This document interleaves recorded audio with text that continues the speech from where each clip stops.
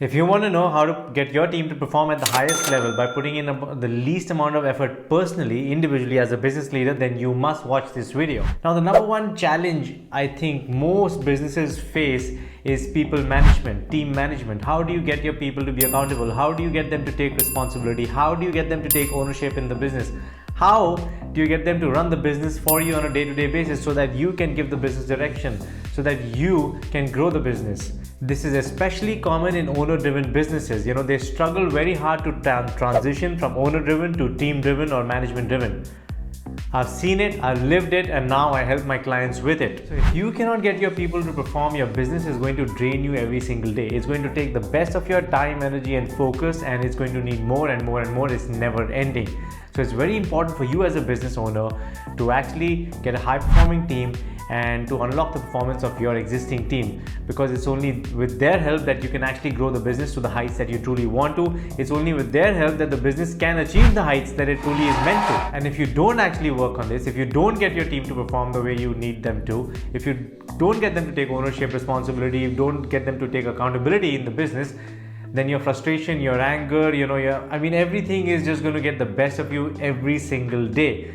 And if I know you well enough, it's already happening. So watch this video till the end to make sure you get in everything, each and every single step that I'm going to share with you to make sure you have a high performance team in your business. So here are 3 simple things to keep your team performing at the highest level and to keep them accountable to not just the day-to-day tasks, but actually growing the business. The goal that we have for you is that you don't want to build a team that just runs the business for you, but you also want a team that grows the business for you. See, you alone cannot do everything. Growth cannot just be your responsibility. Everyone has to contribute. As a business owner, you are the one who has taken the financial risk, right? And that's why you have a team. If the team was able to take the financial risk, then they would be business owners individually. And for that, you need to get rewarded as a business owner, and you need to share those rewards with your team. So number 1 is create a weekly meeting structure with your team. Now this may sound simple, this may sound so stupid, this may sound like what is he even talking about, but trust me, it is so hard to do. And I want to share an experience with you. When I joined my family business about, must be like 13-14 years ago. At that time it was digital textile printing in joint venture with a Japanese company, followed by garment manufacturing. The hardest thing to do was to get people together to sit in on a meeting, just a weekly meeting. And for that matter, even my father and my uncle were not really open to this idea. They were not willing to spend their time on a weekly meeting to get the team together. And every single day I saw them getting frustrated because the work was not getting done the way they wanted it to, the team was not showing up the way they wanted them to, and it was just a never-ending vicious cycle. So setting up a weekly meeting brings in accountability, brings in structure, and this is super important, super simple, super easy to do, but I think it's the most underestimated thing. People don't give it the importance that it needs to. Now, why is it important?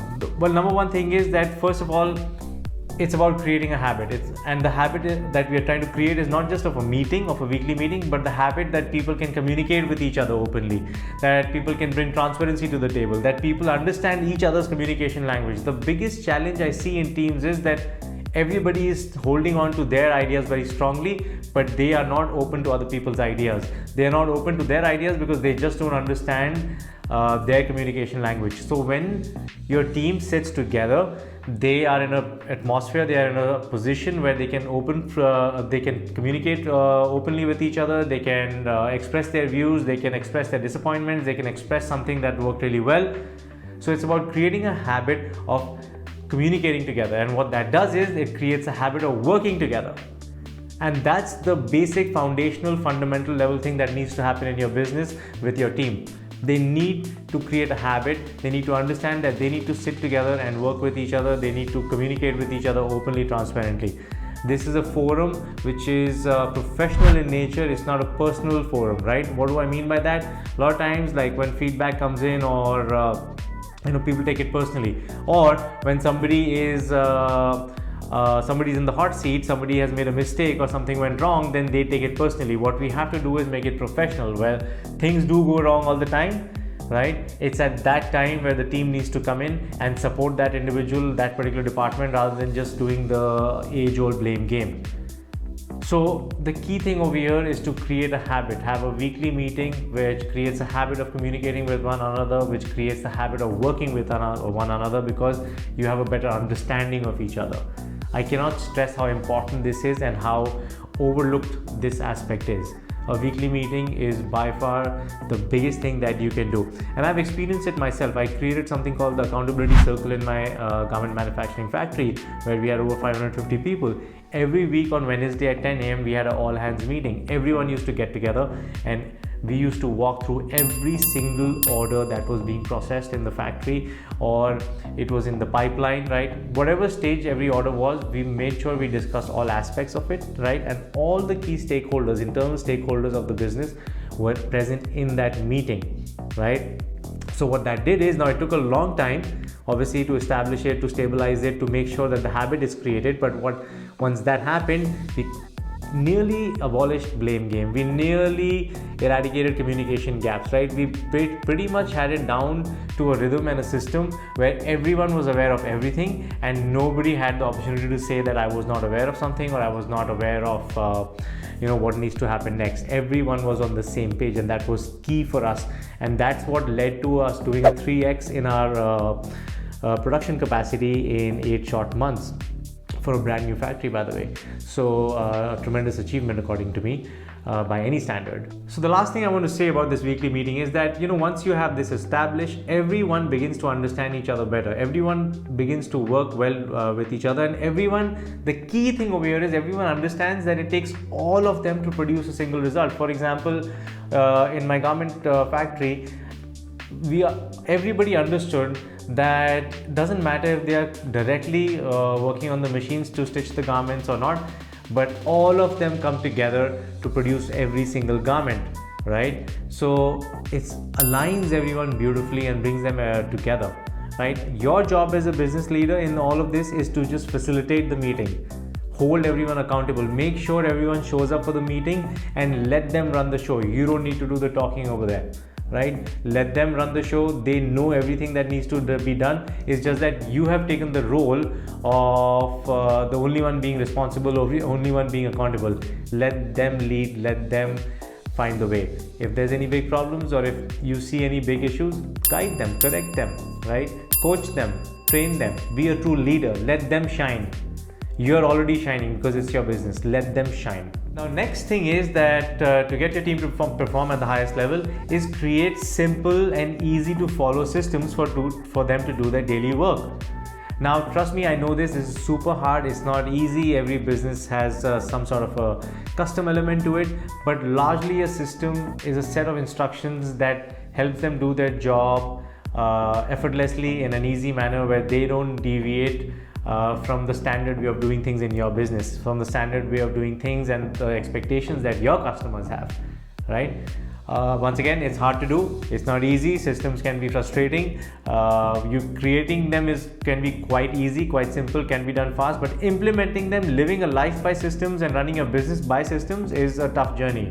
Trust me, I know. As I mentioned in the previous part of this video, that when I created my brand new garment factory and we did a 3x on our capacity in 8 short months, it was only possible because we had the right systems in place, and that just, at least at a baseline level in the factory, from the manufacturing perspective, that made our life very easy in terms of running the factory on a day-to-day basis. Otherwise, it would just have been a nightmare, because there are too many moving parts in a manufacturing setup. There's procurement, and then there's once the raw material comes in, you have to check it, you might have to process it, and then begins the manufacturing process, which, depending on what you're manufacturing, has various sub-processes involved in it.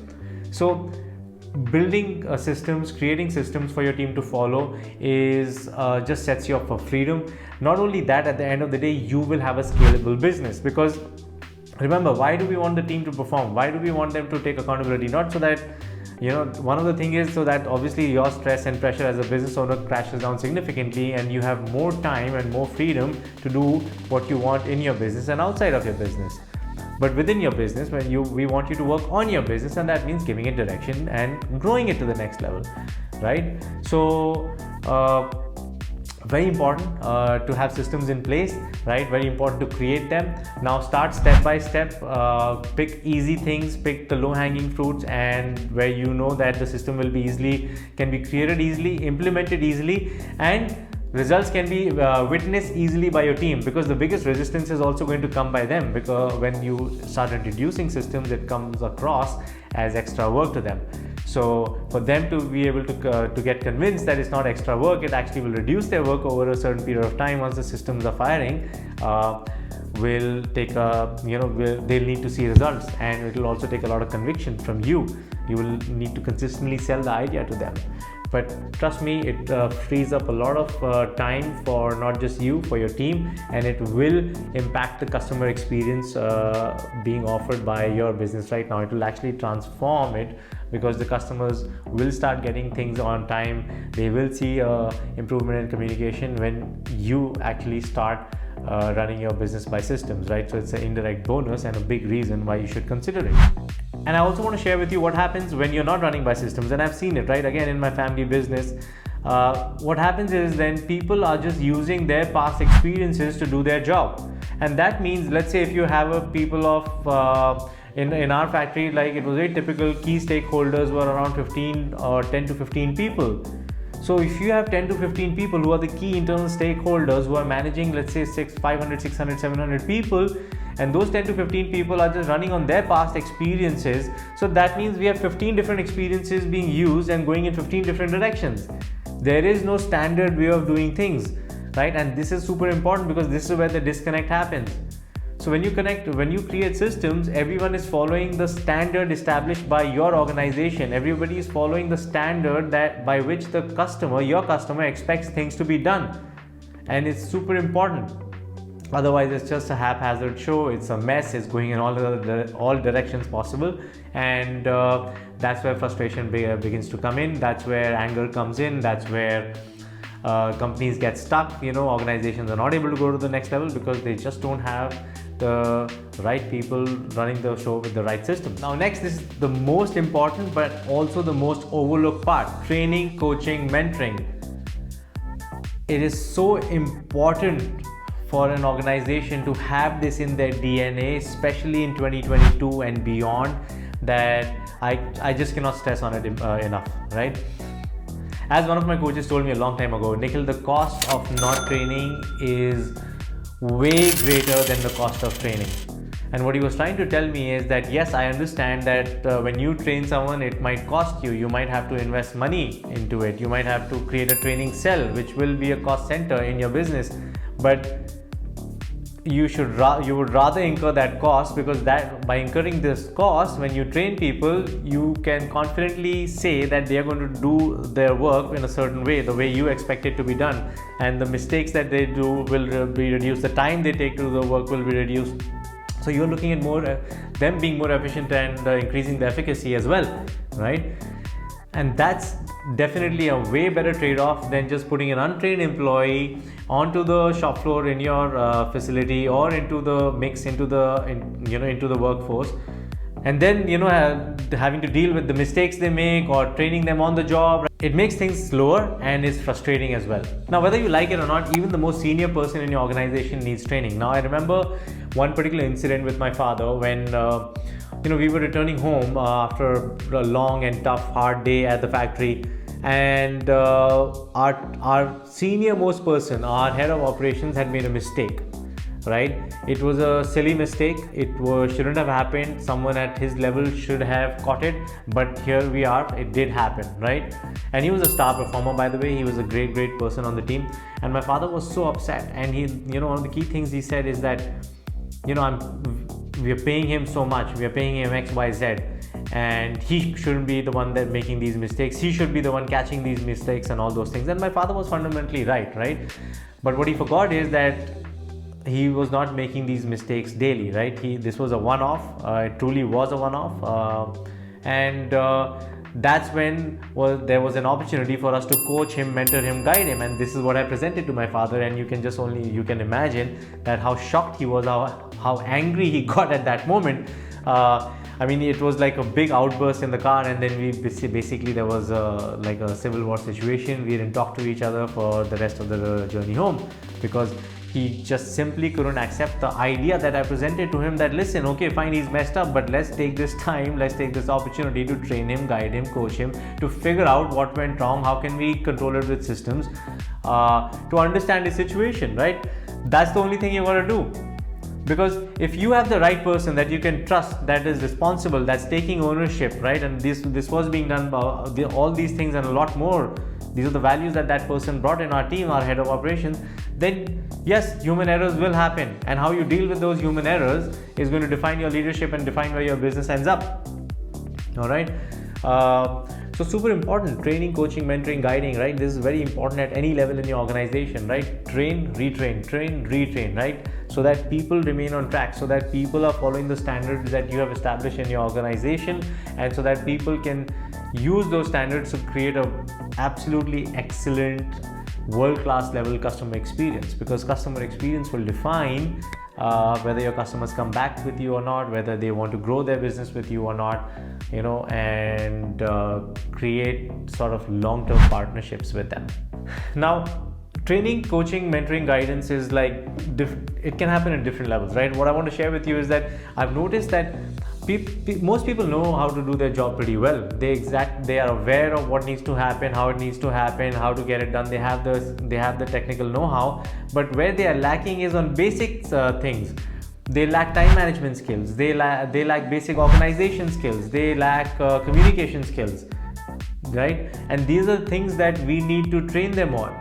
Just imagine if you conduct a time management workshop, right, for your team, and teach them how to manage their time, what becomes possible for you and your business? What customer experience will you take to your customers when your team is managing their time effectively? Because what that means is, if they're managing their time effectively, they're being more efficient, they are being more effective, right? They can communicate better internally and externally.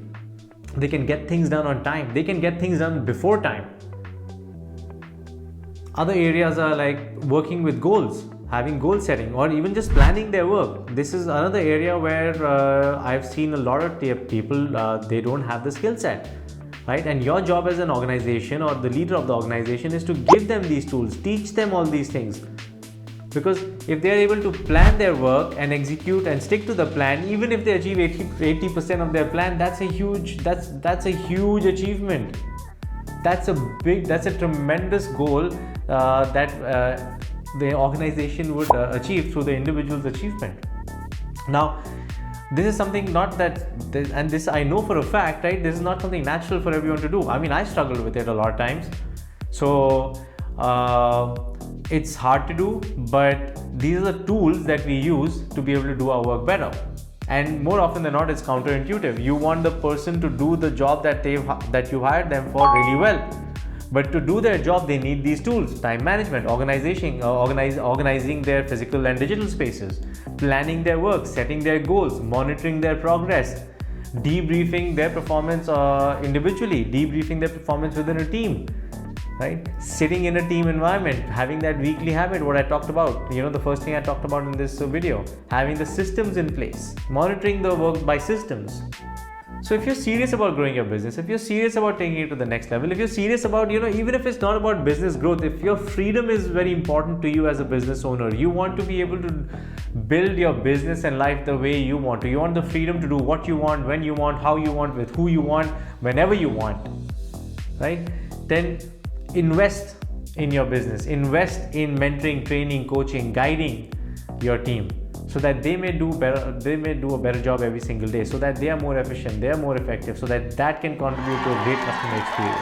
So, and that brings us to the final point, right? So here's a quick summary for you from today's video. Number one is create a habit of a weekly meeting. This will bring in accountability, open communication, help people understand each other better, and create the habit of working together, regardless of the differences that they have, right? The whole game is that everyone should be aware of everything, so that they can do the work on an every single day basis, and you're not the only one doing the work. Now, once you've created that, second thing is create simple and easy to follow systems for your team, so that they can follow a standard of doing work. they can maintain a certain standard and increase that standard so that work is done as per your expectation and your customer's expectation.